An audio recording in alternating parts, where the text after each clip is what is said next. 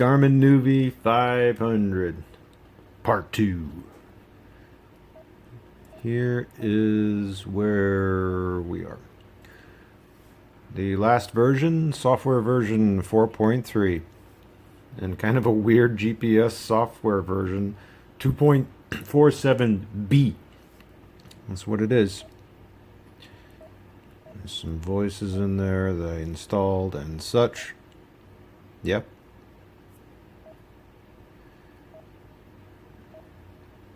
Yeah, where I go. That is interesting. Okay, anyway. So, right. Let's start from this screen.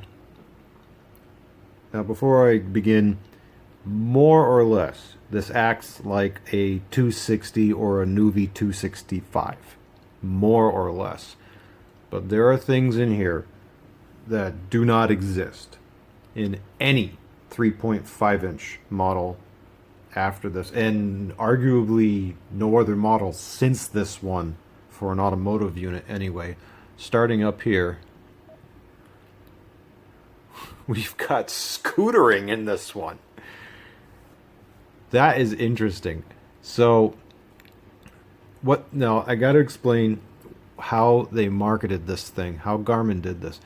They marketed this thing as a do everything, as a hybrid trail / automotive unit / biking / hiking / scootering. So there's scootering. What is that?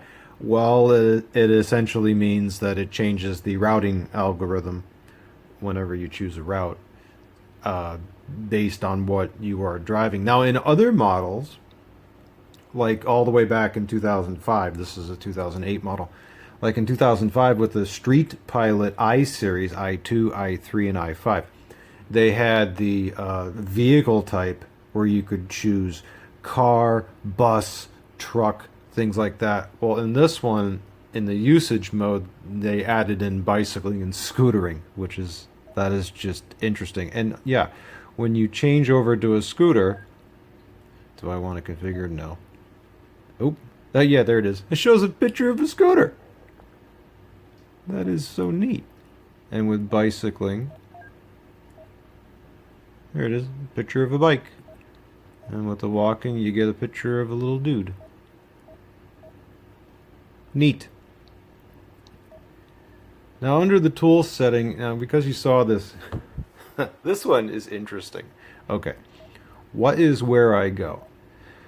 First of all, in the manual for the nuvi 500, it says, well, if you want to have cartridges, which is not a literal cartridge, it's a file. That's what they named it, a cartridge for some reason. Like this, for example, that is a tutorial cartridge. Whereigo.com. Now I thought, okay, that site probably offline and it's there, but owned by someone else now. No, whereigo.com still exists and is still actively used. And what is it? Well, this thing. Okay, Where I Go is a tool set for creating and playing location-based adventures that combine virtual elements with the real world using a GPS device. And what it does is that essentially it's just little games. And they even have a utility on whereigo.com where you can, I don't even know if it works in modern Windows, probably not, but because it's an alpha release and they said it as such. The site looks like it's straight out of 2002. It's like they put the site up and that's it. But they still have cartridges that you can download to this day, and there's still people that actively use it. Incredible that it's still in use all these years later. So if I go to play, and yeah, and you have to hit the down arrow. Hello there, I'm Captain Jon. I need your help. This adventure tutorial will teach you how to navigate to locations and interact with virtual characters and objects. You may see a main screen. And anyway, it tells you all these things that you do, and then it gives you the instructions. Meet me outside and wear your spacesuit. and tells you how to do it. So I go to the inventory and I put on the space suit, and then he says, "Great job." And okay, and then you get the next instruction from there. I have given you 3, and you just follow along. Okay, so let me just get out of the, okay, come on. I want to get out of here. Do you want to save your game? No, I don't. Okay. Incredible that it's here. Incredible that whereigo.com is still online. Incredible that you can download things to this. Oh, and one final note before continuing on with the other stuff. The Where I Go site does say, hey, do you have a Garmin device? You can use it. You can use these cartridges with your Garmin device. They don't even mention the nuvi 500. They'll mention the trail models, like the Colorado and the Oregon, but they don't mention the nuvi whatsoever. That's just funny. So that's Where I Go. And, hit the wrong button there. Now, we have other things here. This is the only 3.5... Wait, is it? No, it's not, because the 2250 has it. This is the earliest 3.5 inch that actually has custom routes. And it's really basic. I can add a start point and an end point and then add in points besides that. But as far as being able to shuffle the order or change the order, nope. Can't do it, and this is really basic, but it does have it. The compass is interesting because this is the only nuvi I've ever seen that has a real deal compass in it, which goes along with this being able to act as a trail unit, as a handheld. You can do that with the nuvi 500 amazingly. And when you're navigating somewhere, if you have it set to off-road, this will show a big red arrow telling you what direction you have to go next, and then this field changes to the distance remaining. None of these fields can be modified. That you take whatever it gives you. That's interesting. Also, let's see, can I get that in the front? I guess I gotta go to a location here. Okay, let's do a point of interest. And I'll just do this real quick. Just pick something with some distance to it. Go. You want to simulate? No, I don't. Now, right now it says you got stop and detour, but if I change over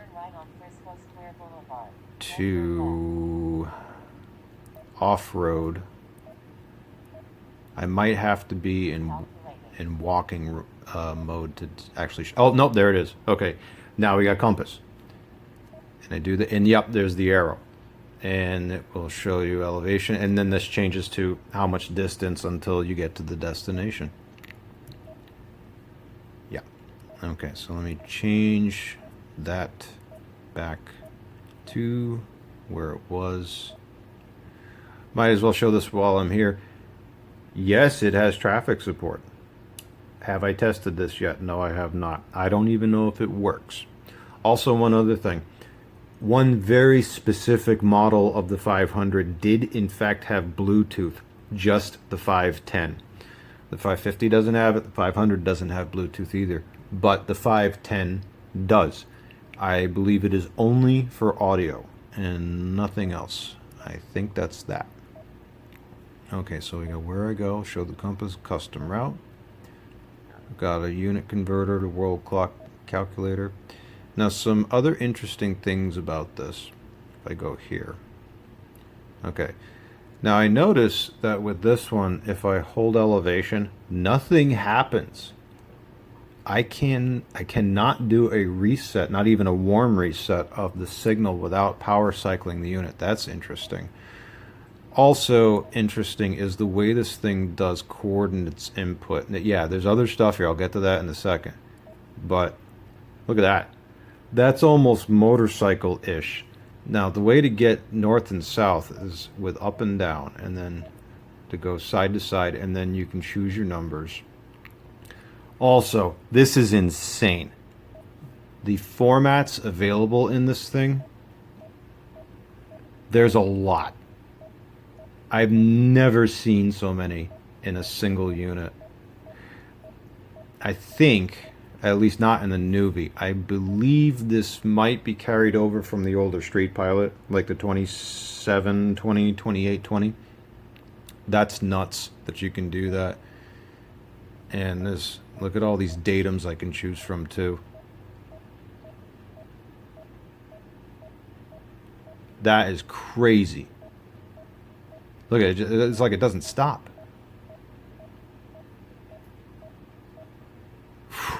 Wow.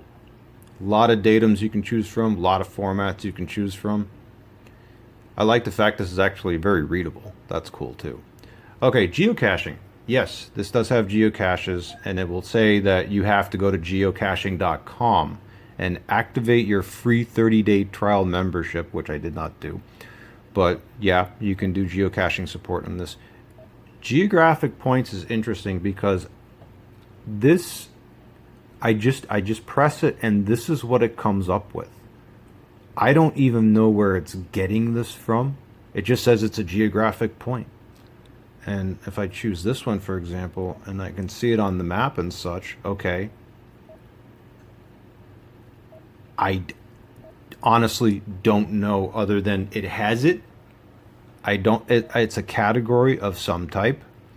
I don't know if it's reading from the map data or a POI database.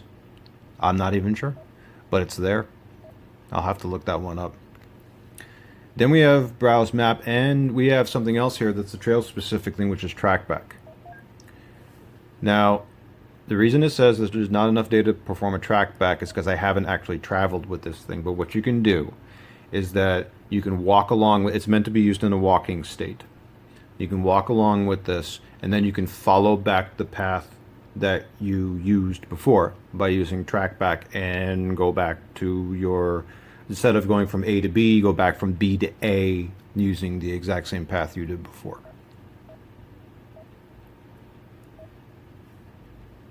Now the rest of this, it's more or less the same, yeah, as a 260 or a 265. I didn't find all that much difference with this. On just some end notes on this, I love the fact the battery, I don't have to buy a battery for it. It still works. After all these years, that 2008 battery, all it needed was a really good charge. It took it, no problem. Screen, pretty bright. About on, I think it's the same one used in the 260 and the 265. Pretty sure it's the same one. Daylight readable for the most part, yeah. I do notice though, because of this larger bezel, you'll notice I misclicked, I guess you could say, a couple of times. You really got to kind of press this. And in addition to that, on the bottom row specifically, you really got to press in because there's kind of a lip here. Because remember, this case is larger compared to the 260 and 265. And is anything on volume? Nope, volume is the same. This is the same. Yep, the time is the same. The help section is also the same. Like I said, there's a lot of carryover from the 200 series into this. But that where I go stuff, the compass, it's nuts what's in this thing. And again, those things that I showed, at least a few of them, never made another appearance after this nuvi. And the very last thing I'll say is, what came first, the nuvi 500 or the Zumo 220? This came first.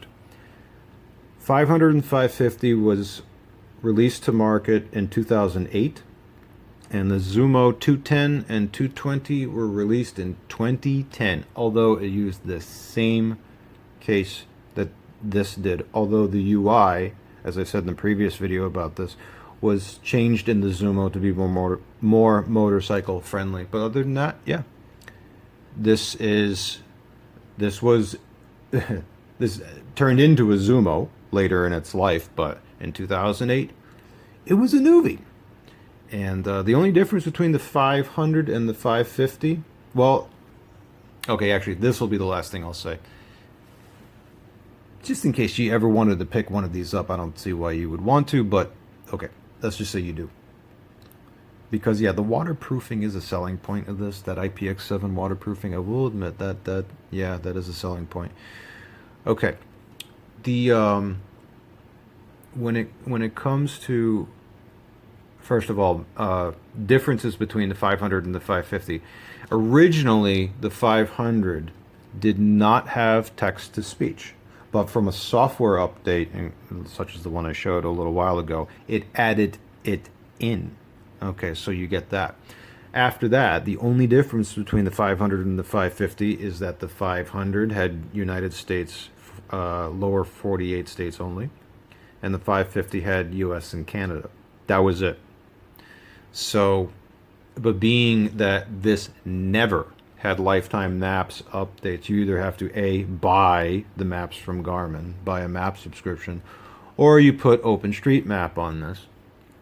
And in that case, you really don't have to worry whether it's a 500 or a 550. It doesn't matter, because you're going to get the same maps on it anyway. I did not put this underwater. No, I won't do that. You could, supposedly I could submerge this even. There's a video out on the 500, no, old video, where someone put this like in a fish tank or something, and it worked, for a half an hour, and it still worked later. No, I'm not going to do that, because I have no idea whatsoever if the waterproofing is still good all these years later, so I'm not about to test that. I'm just happy to have a working unit. And as I showed in the previous video, make sure that you get the mounting clip for this, because it is different. It's a little larger compared to the 260 and 265. So there you go. If you have a 260, you already know what this is, or pretty much any 200 series. But if you really want the waterproofing and the compass stuff, I think that's custom routes. That's neither here nor there. But the waterproofing and that in particular, the fact that you can use this as like a trail unit, like a handheld unit, that's pretty good. That's pretty good. That's a reason to get one of these. And the absolute very last thing I will say is, yeah, I got this from Goodwill, as I explained in my previous video, for $23 after paying for shipping. I have seen these things go on eBay starting at $50 and topping out at $150 for one of these things. Oh my God. Worth that much? No.